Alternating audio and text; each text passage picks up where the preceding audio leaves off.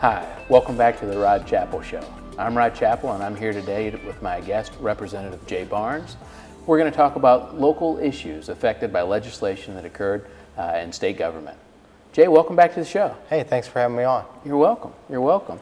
And I think we might just get right into it. Tell us what local issues that you think most affect us from this legislative session. Well, there were three big ones that happened in the legislature this year. The first is something that we talk about every year, and that's state employee salaries and benefits. And I'm happy to say for the third year in a row, there's going to be a raise for state employees, around 1%.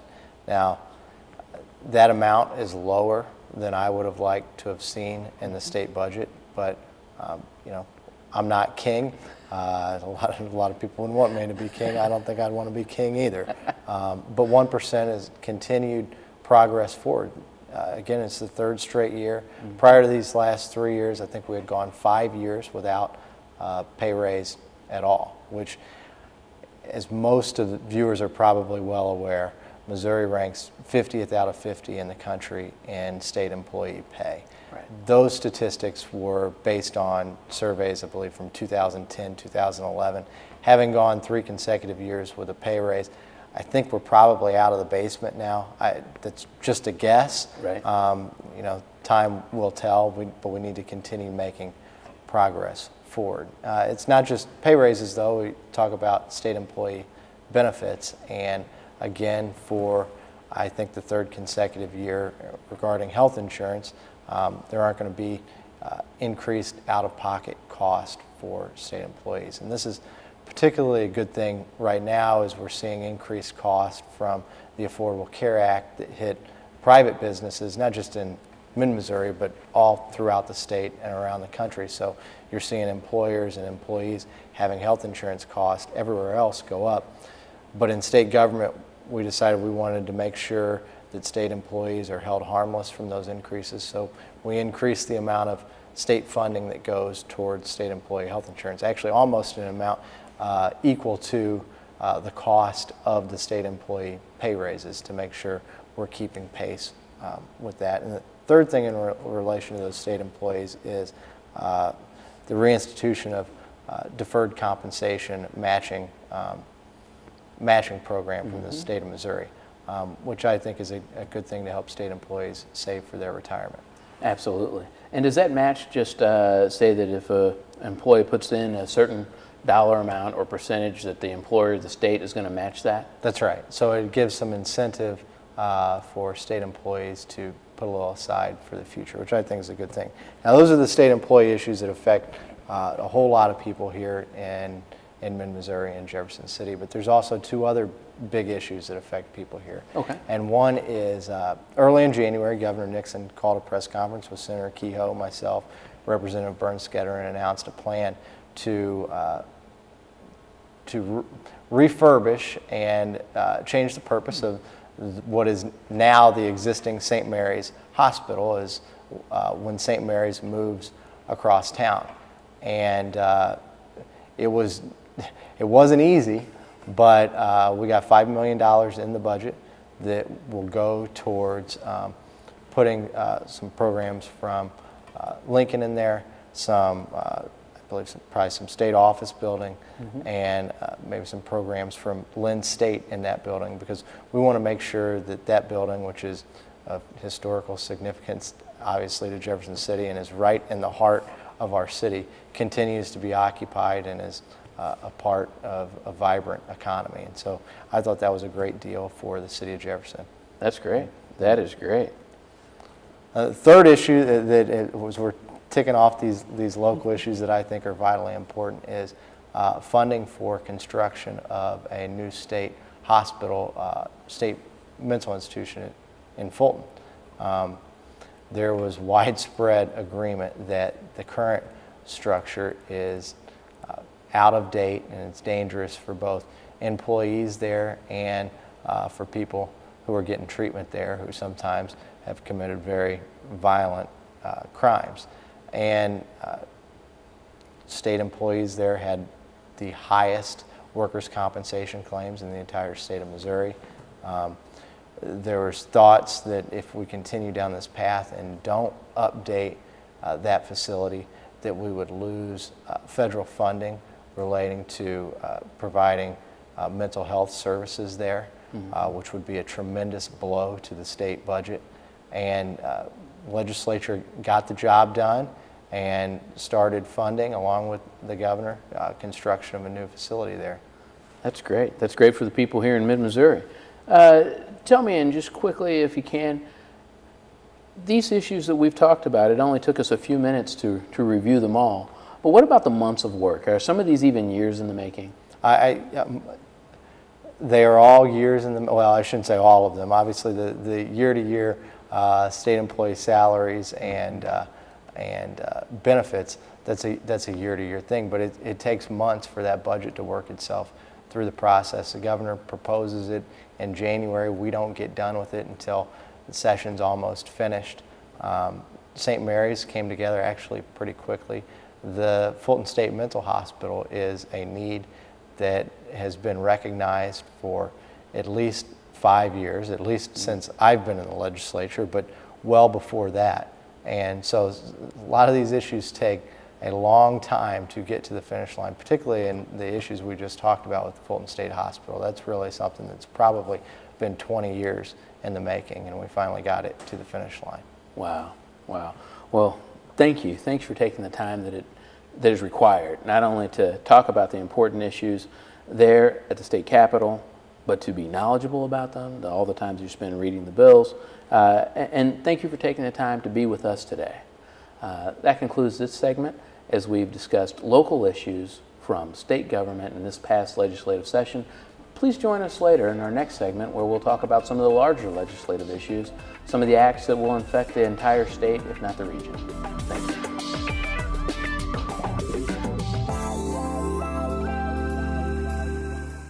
Hi, I'm Kurt Probst, and I'm a big brother. Missouri Valley Big Brothers Big Sisters desperately needs your help. Right now, more than 50 children are waiting for someone to spend time with them, waiting for a mentor. By spending time with a child, you can change their future and improve their chances of succeeding in life. All it takes is 1 hour a week. Call Missouri Valley Big Brothers Big Sisters at 634-3290 to get involved today. We are proud to be a United Way partner agency.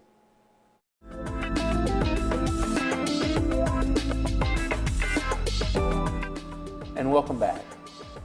There's another important legislative issue that's been passed, and it'll certainly impact employees throughout the state, but with a heavy concentration of state employees here in the Jefferson City area.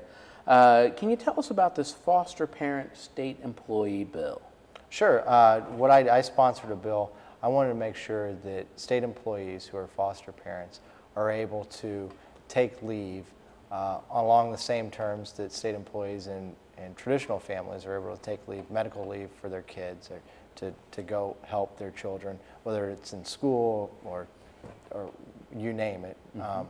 And so I sponsored a bill that would allow foster parents essentially to participate along the same lines. And that bill didn't pass, but I'm happy to say it was added as an amendment to another bill that passed late in session. So we want to encourage state employees and really everyone who's able and willing to be foster parents to take on that task of taking these children into their home who don't have a family, who don't have a home of their own, and saying, look, there's a place for you here. There's somebody who's going to care for you and who loves you. And any steps we can take to move along that line, I think are good things, and this is certainly a good step in that direction. Absolutely, and it just seems logical that if you're going to invite a child into your home, you ought to be able to care for that child in the same manner that any parent would care for another child. That's exactly right. We want them to not only feel like they're on the same terms as those foster children, to feel like they're on the same terms as normal, traditional families, but also to have employment practices in the state of Missouri match up to what we want them to feel. Right. And this might be a good opportunity. We talk about bills, and there's work that goes into them. This is one that was started as a standalone bill, right? Yeah, that's right. And when it was actually passed, and it's your bill, that when it was actually passed, it was added into another bill? It was added into another bill as an amendment by Representative Jeannie Lauer, who's from suburban Kansas City area, who also obviously believes we need to encourage foster care. But you're right, there's plenty of ways to pass a bill. There's more ways, unfortunately, to kill a bill than there is to pass a bill. But a lot of times what you'll see is people will file a bill, and it's not necessarily that they need that bill to pass, but what you want to do as a sponsor, you want to have your bill go to a committee, get heard by a committee, and get voted out of committee. And then what happens in the last 6 to 8 weeks of session as bills are passing back and forth from one side of the building to the other, from the Senate to the House and the House to the Senate, you look for bills that are on related subjects, and you get up and you say, Mr. Speaker, I have an amendment. It ends in .01H, and I ask for its adoption. You get up, you explain the bill, you say, and here's the pitch, is you tell the body, look, this was a bill I filed. It was heard in the Judiciary Committee or Children and Families, whatever the committee was, and that committee passed it out by a margin of 11-0 or 8-3, whatever the margin was, to tell people, look, this is something that's been vetted by a committee, thinks it's a good thing, and here's what it does. And I'm asking you for your support on the amendment. And hopefully your amendment goes on the bill. And if you're really active, you don't look for one place, you look for about 15 different places to put your amendments. Really? And each successive time that you get up to explain your amendment, it gets a lot easier, because then all you have to do is say, well, this is the same amendment I offered 2 days ago on House Bill 1854, and in House Bill 1854 we adopted it almost unanimously, so I'd ask for its unanimous adoption today.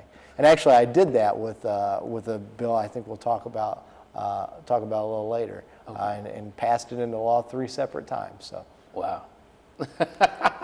So that one bill's been passed 3 times? That one bill's been passed 3 times. What that is, it relates to savings bonds. Okay. And the federal government, look, if you have a certificate of deposit from a bank and you lose it, or your sheet of paper gets stolen, or you forget about it, your bank has an obligation to inform you, if you haven't made contact with it within a certain period of time, to inform you at your last known address, hey, what are you doing with this CD here? You've got a CD here. Right. And if you don't show up to claim it after they attempt to make contact, they turn it over to the state treasurer. It goes into unclaimed property. And the state treasurer then sends out notice that you'll see once a year in the newspaper that we've got all this unclaimed property. We want Missourians to come in and claim. And then you can claim your property that way. Not only can you claim it the first year it goes in there, but you have a claim on that property forever. Unfortunately, the federal government doesn't believe it has to play by the same rules as banks and other financial institutions. And so if you have a savings bond that you've lost, or it's been destroyed, or somebody has stolen it, if you don't know the particular savings bond number associated with it, you can't get that information back from the federal government. Your savings bond is just as well, it's as good as gone. The federal government's under no obligation to try to contact you. If you don't have any contact over a certain period of years, the federal government takes the position with the state of Missouri and all but one other state to date that well, actually it's all other states, it's kind of a complicated deal with that other state, that it has no obligation to turn the money over to that state to try to go through the unclaimed property to find the rightful owner. So now, that's the situation. So the federal government's not playing by the rules. The federal government, though, has said if a state has a certain type of law on its books, it will abide by those statutes. So the state of Kansas has one of those laws. The state of Kansas is involved in litigation with the federal government, whether the federal government's actually going to live up to its promise to keep with that law. Missouri passed a law this year to join Kansas, to join South Dakota, I believe to join Kentucky, and maybe a few other states that are passing legislation this year to say, look, federal government, we want you to play by the same rules as chartered banks do, because we want our citizens who have their savings bonds lost or stolen able to actually get their hard-earned money back from the federal government, just as they'd be able to get it back from a bank. Wow. Wow. So if a bank did this, you got to think about it. What would happen then? I'm not sure they'd be in business long if they're refusing to participate, to not play by the rules. If they're refusing to follow state law, I don't think a bank could get away with this for long, and we don't think the federal government should be able to anyway. So I sponsored a bill. That bill, House Bill 1693, I believe was the number. That bill passed into law itself. I added it as an amendment to another bill dealing with unclaimed property, and that other bill passed into law. And then I added it a third time to another bill dealing with certain legal rights and judicial procedures, and that bill also passed into law. And so it passed into law 3 times. Now the reason I didn't know any particular one of them was going to pass. Sure.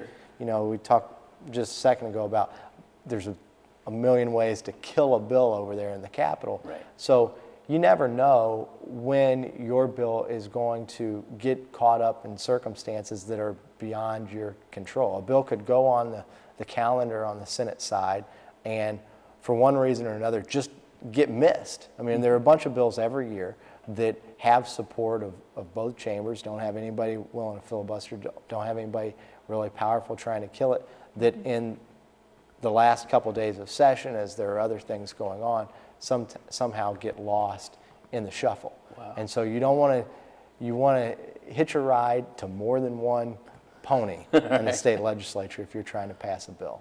Absolutely. Man. And so what happens with the extra or the other, so if there are 3, if it's been passed 3 times, are all 3 of those bills going to stay where they are and be printed up in the statute, or? Well, the language is identical in each of the bills. Okay. So hopefully the governor signs all 3 bills. I have no reason to suspect he's going to veto any of these 3 bills. Okay. When the reviser of statutes is putting the statute books together, they're just laying one identical statute on top of another. I see. Over in the legislature, if you've got provisions that would affect the same section of law and they have a conflict, you get what is dreaded over there. You get a pink sheet of paper, you get a pink slip that is dropped on your desk over there and says, look, you better work out the difference you have on this provision. Most of the time when that happens, it's not the same representative who has who's passed 2 different things that conflict, but it's one representative who has put something in a bill that, unbeknownst to them, another senator on the other side of the building has put something in a bill on the same provision of law that has a conflict in it. And it's always interesting when that happens to see the reactions from both sides. The Senate doesn't always watch everything that the House is doing. The House doesn't watch everything that the Senate is doing, particularly early in session, which is the whole point of those pink slips. Is, there were 2,000 bills filed in the House. Okay. That's a lot of bills to keep track of. There were another, I want to say 800 filed in the Senate. We can't watch every bill, everything that's being debated on the Senate floor at the same time that we're watching everything that's being debated on the House floor. We've got staff to do that early in session. Then late in session, we make sure we've got those differences ironed out and you don't have an end of session pink slip that has a conflict between the 2 statutes. So there you have it. Avoid the pink slips if you can. Pass the legislation in the best way and sometimes in multiple methods. Thank you, Jay. Thanks for being with us today. Thanks.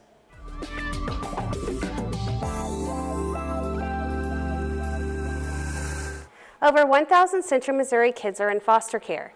Nearly 400 will age out of foster care without a forever family.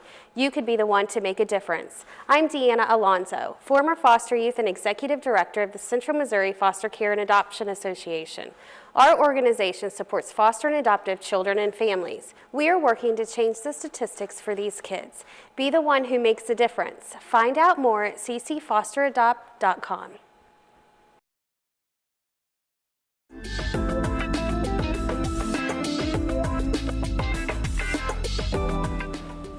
Welcome back to the Rod Chappell Show. Thank you for joining us. I'm Rod Chappell, and we have with us to complete this segment on legislative activities that have taken place in the state of Missouri, the Honorable Representative Jay Barnes. Thanks for being with us today. Thanks again. In the last segment, we were able to talk about a number of issues that affected mid-Missouri and state employees in particular, such as the 1% pay raise, trying to eliminate that disparity, some restitution on deferred compensation, and other improvements that are going to go into the real structure of mid-Missouri. On this one, I think that we would best use our time talking about what's been called the transfer bill, which in my understanding does a lot of different things, and I really want you to explain that to me and the listening audience today. But with this backdrop, in the state of Missouri, the two largest educational systems have been unaccredited or seeking accreditation for at least the last 2, 3, 4 years. That's St. Louis and Kansas City. I know that there's some growing pains that are still going on in the determination of whether those districts are accredited and how that accreditation is going to be maintained, how they're going to be governed and going forward. But critical to the students that are involved and critical to the state's ability to provide citizens that are capable of earning salaries and bringing businesses to the state and actually paying taxes to pay for the important services that the state provides is education. So tell us, how does this transfer bill really impact the educational system here in Missouri? Well, I think the transfer bill that we passed would have a great impact, a positive impact on the education system in Missouri. And you really hit the nail on the head. In urban areas, there are districts which are unaccredited or provisionally accredited, which means that they are in very struggling situations. And now, there are a number of reasons for those struggles, and the legislature cannot fix all of those reasons. There is no doubt, but we can try our best to improve the way state government works and the way our education system works to help those kids there. And that's exactly what Senate Bill 493 was designed to do. A couple years ago, the Missouri Supreme Court ruled that no child in our state can be forced to attend a failing school.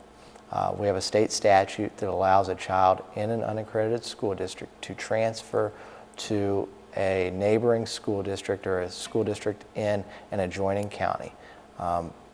Their sending district, that failing district, has to pay the tuition to the receiving district or the nearby district.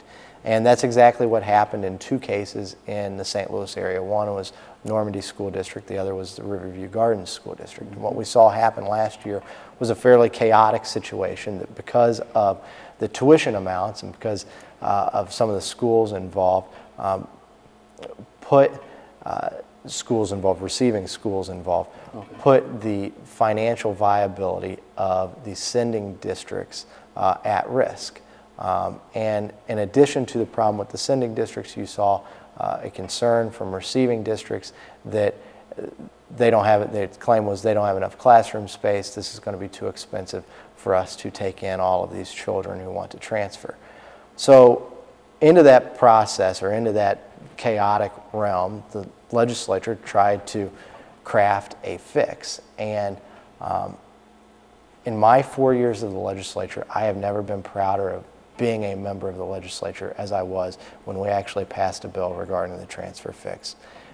This process worked how it should work for big legislation. You saw legislators from both sides of the aisle, from all areas of the state, urban, suburban, rural, and even areas within metro areas. So urban St. Louis, suburban St. Louis, come together and put together a bill that nobody thinks is perfect.